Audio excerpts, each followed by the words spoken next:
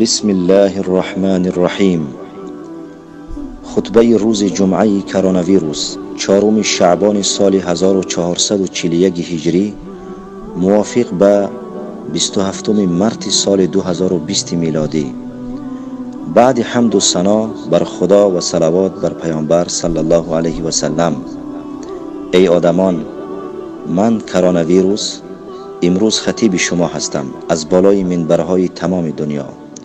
پس گوش کنید و درک کنید، شاید که نامه پروردگارتان را فهمید. ای آدمان، من یک سرباز خردککی از لشکر خدا هستم که مرا خداوند به سوی شما چون بیم دهنده فرستاده است. شما مرا از سبب نهایت خرد بودنم نمی بینید، لیکن خداوند مرا بر تمام انسانیت سلطنت داده است.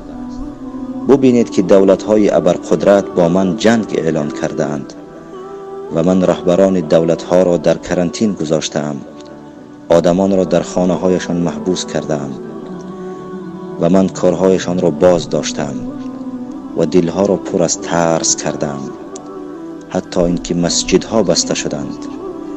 امروز حتی از خطبه امامهایتان محروم گشته اید.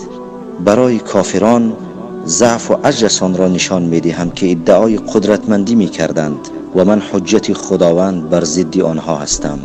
برای مؤمنان باشد سخن دیگر دارم. به آنها گفتنی هستم که من برای جسدهای شما تنها کسلی نیستم، بلکه من دوایی هستم برای دلهای غافل شما.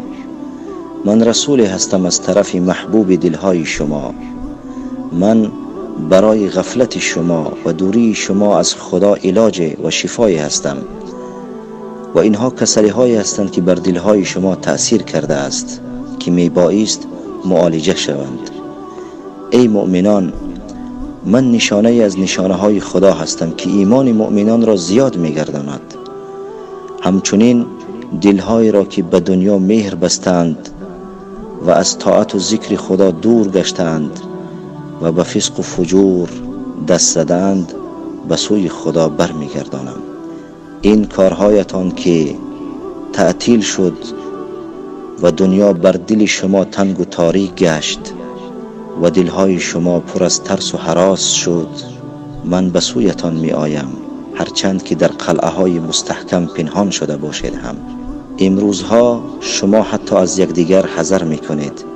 ای کاش که شما از گناه های خود حذر می کردید. شما از جمعه محروم گشته اید، پس خود را از جمعه خدا محروم نکنید.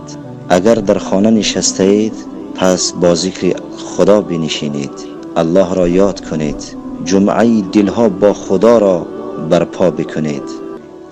ای مؤمنان، من که با رخصت پروردگارتان آمده بودم، پس تنها با امر او می روم.